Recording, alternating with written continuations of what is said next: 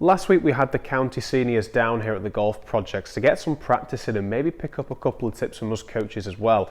And the group that I had in here, Bay 1, were hitting a few shots to start warming up with, and I noticed the same faults come up with every single play. They were all trying to achieve slightly different movements in their swing, but there were common patterns that I was able to point out and give them one simple move that was able to gain them more consistency when it came to hitting the iron shots. And then when we tried this with a driver, we saw drives nearly going 20 yards further. So if you're a senior golfer looking into improving your distance on your drives, this is a video you don't want to be missing out on. For those of you who are new to the channel, welcome. My name is Harry, PGA golf professional, transforming golfers worldwide, down here from the Golf Projects and the Skillist app. So whether you're around the corner or halfway across the globe, I'm here to help you transform your golf game. So drop those comments down below of a tips or drills video topic you'd like me to cover in a future video. And if you enjoy this video and take these tips on board, then make sure you press the subscribe button in the bottom right hand corner. So as my students in here were warming up, they were hitting a few shots and I was asking them, just getting into conversation to see what they were working on in their golf swing. And the first student that was hitting a few shots, the senior player Steve, he was saying that he had the tendency of swinging up to the top, really trying to get this weight transferring, but no matter how hard he tried, he was always staying on this back foot here through the impact zone, and he always found that he gets this almost scooping motion through the ground, hitting the golf balls a little bit too high and not that far in terms of distance as well. We had someone else as well, Ian, who was trying to get a little bit more room through the impact zone, getting this again weight transfer onto this lead side, but trying to get this left hip to rotate out the way to give himself more room through impact to get better compression and improve the accuracy on his iron shots. When I asked them, okay, well, what are you trying to do to initiate that downswing phase? They all said we're trying to get the lead side of the body to initiate that downswing phase. And they're right, you want the lead side of the body to take care of everything. You want everything to fire out the way and turn through to target. But because at this age, our flexibility and mobility levels tend to reduce and we tend to stiffen up in our swings, it becomes very difficult to disassociate the lower and upper body to start that downswing phase. What they were trying to do was getting all the hips out the way, but the problem is if you can't separate the upper body and the lower body, and you find that everything's just working in one motion, as opposed to seeing this motion taking place here, then it's going to be very difficult for you to create a nice downswing move to take place, get this transition and club working in the correct slot, and getting this weight transfer onto the lead side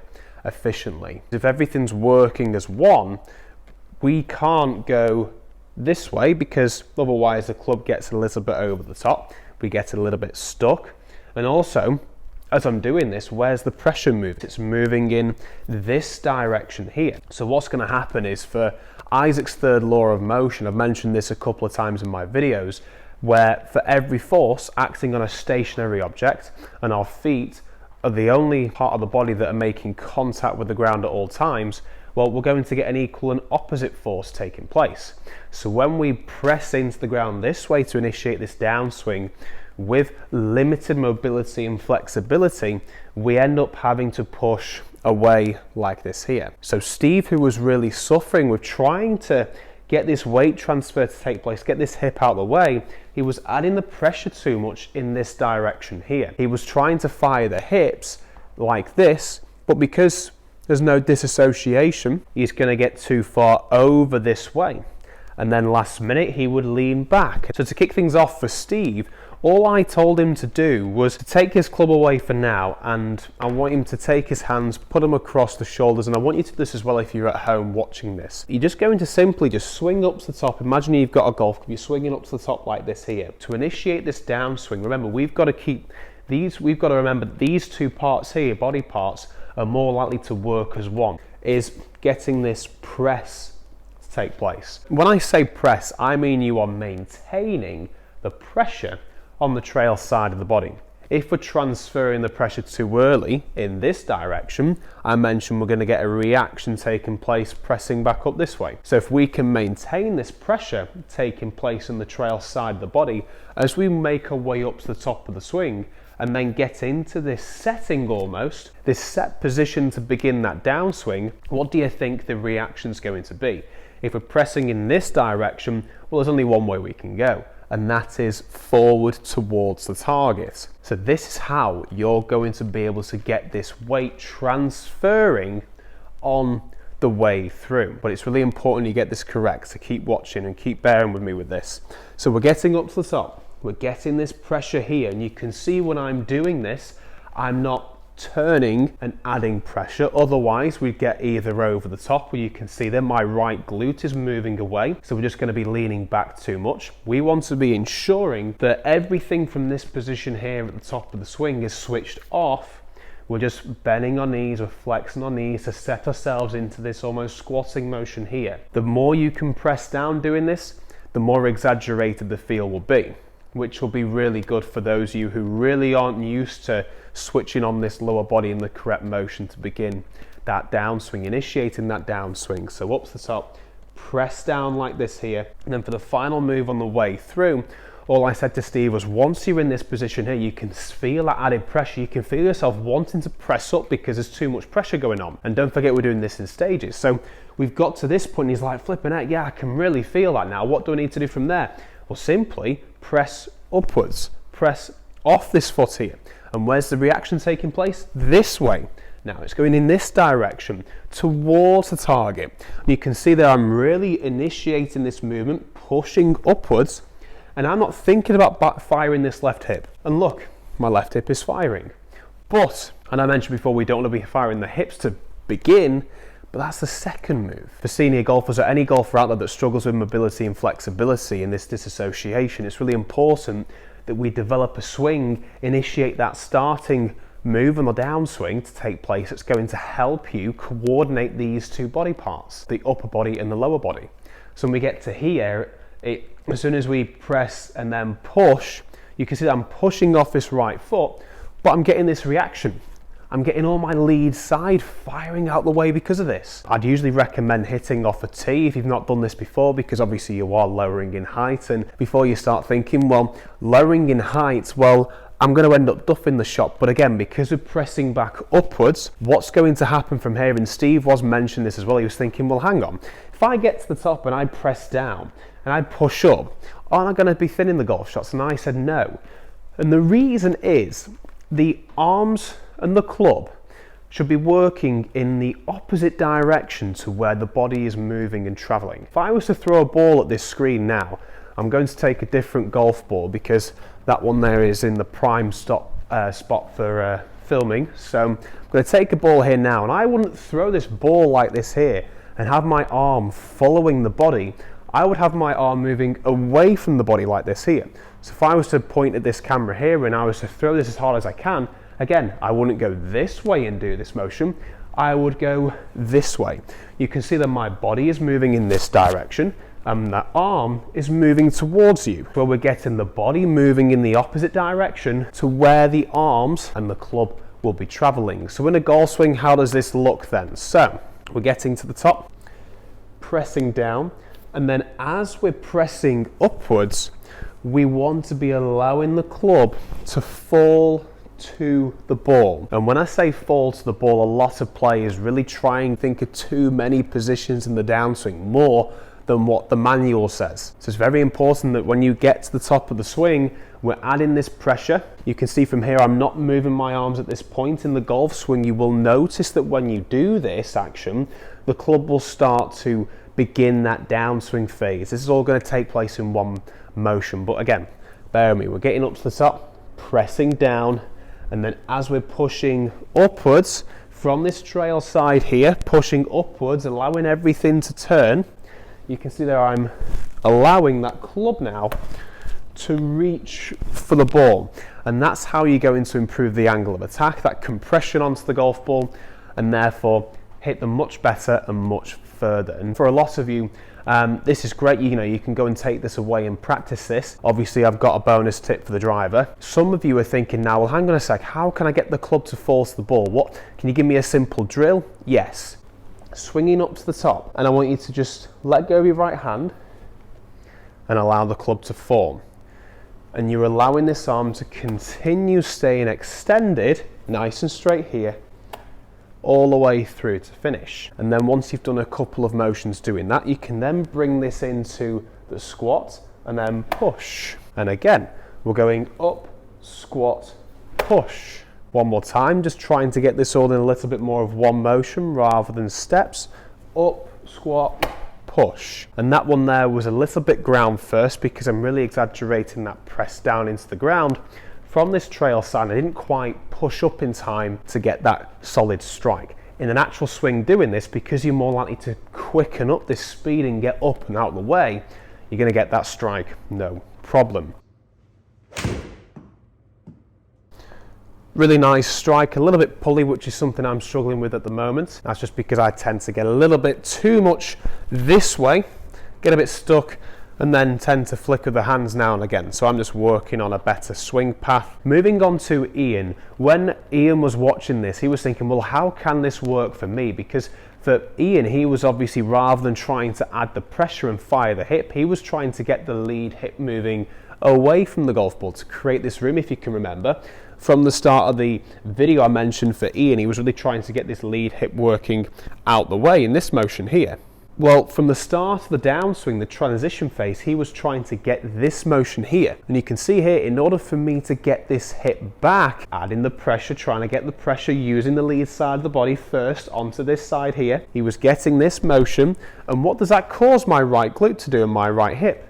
To go towards the golf ball. So what's going to happen here? We're going to get stuck a little bit, aren't we, if we don't quite time this downswing phase. This all comes back to the disassociation. If we haven't got enough mobility and flexibility, we won't be able to time this right. And he had a nice shallow attack angle, nice shallow downswing Ian did, and he's producing really nice draws, but his tendency sometimes was to overdo this, get to the top and get this almost shifting of the hip here take place as he's trying to get this hip going back, and then he's having to use the hands, very similar to my struggles as well with that outcome there. So what I said to Ian, I changed this drill ever so slightly for him, I changed the feel ever so slightly for him. So if you're someone that's really trying to create more room through impact, then this is something you want to be testing to see which one works better for you. So what I said to Ian was, rather than starting that downswing, trying to feel like you're getting this lead hip moving away from the golf ball, why don't you try and get the right hip to move away from the golf ball and start the downswing? And at first he was thinking, hang on, really? How would that work? Well, just watch this here. If I work up to the top, initiate this downswing, okay, you can see here instead the feel is, rather than getting this almost squatting motion into the downswing, for him he was trying to feel the glute going back. So I just said, right, okay, try and get the trail glute, the right glute working backwards here. Well, you can see there I'm still adding a bit more pressure into the ground onto this trail side here as I'm doing this, okay, just the feel's ever so slightly different. So for him, when he was doing this, he was like, hang on a sec, I'm creating loads of room here. Look, loads of room. So then everything can work as one, and then he can think about this lead glute, this left glute of his working backwards. If we think about this lead glute first, the right glute's going to come too far forward. So we've got to ensure that we're getting this transition, this move to start the downswing, especially because he was swinging on this shallower angle of approach. We've got to get this right glute staying back, feeling like we're getting almost this chair behind us, pushing our right glute against this chair to create this room from here now to then get this lead glute, the left glute, to go towards the wall away from the golf ball as well. And when he tried this, the strike improved. He was getting a nice consistent draw, finishing on the target, and it just felt much better for him. He just went, hang on a sec, it was like a light bulb moment for him. I like this. This is really good. So that's a slight little change there in the movement for those of you golfers who are really trying to create this room, create this movement here, keep our spine angles more on this 45-degree angle, as opposed to lifting up and getting this tilting motion. I also speak a lot more about this in this video up top here, You don't need to click it just yet. I can add it at the end of the video for you to take a look at for those of you who are interested in this topic. We then decided to ramp things up a little bit more. We wanted to see how this worked with the driver. So we set this TrackMan up here on the long drive mode, the hit it mode, to see how fast we could actually swing the club doing this movement, but also how far we could hit the golf balls. And then straight away we noticed them all increase the swing speed, some of them by even as much as 3 to 4 miles an hour. And after a couple of shots we noticed a few going to the right, going to the left due to this off-center strike, some out the heel, some out the toe. But then eventually, once they began getting used to this, and after I gave them a simple little drill that they can do, a simple routine to get them used to this movement, to see that strike location more out the middle, we noticed some drives going 20 yards further. And what I got the players doing with driver was, before they would even hit a shot, I would say to them, right, I want you to practice this motion and I want you to make 5 swings. I want to see a pause, literally it's up to the top, then pausing here, then pausing on the way through. So we're doing this in steps. First one, you can allow for maybe a second, 2 seconds in between those pauses and steps. So 1, 2, 3. And then the second swing, we want to be reducing this pause in between ever so slightly. So it's up, down, and through. And the third swing, again, reduce this pause even more. So up, down, through. Fourth one, reducing this pause until it feels to you like you're not doing any pause in the golf swing. Then I want you to stop there. I want you to then make a few swings as slow as you possibly can, feeling like you're going to be doing a pause. Okay, so watch this here. I'm going to feel like I'm doing a really slow swing, as slow as I possibly can here. It looks like I'm doing it all in one motion, which is quite bizarre. But for me, it felt like I was doing pauses. Develop this understanding of how you should be using this body to get this movement working all in one motion. So then from there, we're just doing it dead slow. And then again, 5 swings, just to increase that speed. So it's up, down, and push up. And again, working this a little bit quicker. And obviously what you'll find is with step 2 and 3, pressing into the ground and then pushing back up, this will take care of itself. It'll be a much quicker motion on the downswing. So it's up, down, and press up and through. And again, we're going up, down, and press up and through. And you can see when I'm doing this motion here, obviously we're pressing into the ground from this side here to get this momentum going forward. So when we're doing this, we're allowing this club to really fall to the ground, allow it to flow on the way through. That same drill, allowing the club to fall here, is brilliant for the driver. But some of you may be thinking, well, hang on a sec, if I'm getting this body to separate, to move in the opposite direction in relation to where the arms and club are traveling, well, aren't I going to be hitting too far down onto the golf ball? We've got that good compression with the irons, right? Well, no. And let me just explain why. You're going to get this great upward motion with the driver, and it is simply all down to the ball position. So when we place the ball with the driver, obviously it's on a tee, so we want to be hitting more up on the ball with driver, and we usually have it, for those of you who don't, it's important that we have it on the same line as our front heel. This is the basic position. Sometimes it varies between swing to swing, but this is the bog standard position to have it with the driver. And because we've got it in forward of our stance and the swing works on arc, I'm not going to go into too much detail with that. If you want to learn a bit more about that, you can click this video later on. I'll add it at the end of the video as well. Is that when we get to this point here and we're pressing and then moving down and pushing upwards as the club's traveling down towards the ball, the lowest point's going to be somewhere where the ball would have been in the middle of the stance. So from this position here now, the club is going to then eventually start to lift up and we're going to get that upper motion. So therefore, improving that launch, getting that distance from this as well, and getting that strike location right at the middle. So that's something you can do in stages, working all the way up into a full swing and start hitting some shots doing this with the driver. So I'm just going to hit one now. I've had to retake that driver point because my camera just switched off all of a sudden. So that was a really good drive, and unfortunately, but let's see if I can repeat that move. So same feeling with the driver. Let's really get those moves right and see if I can get an outcome just as good as that one to finish.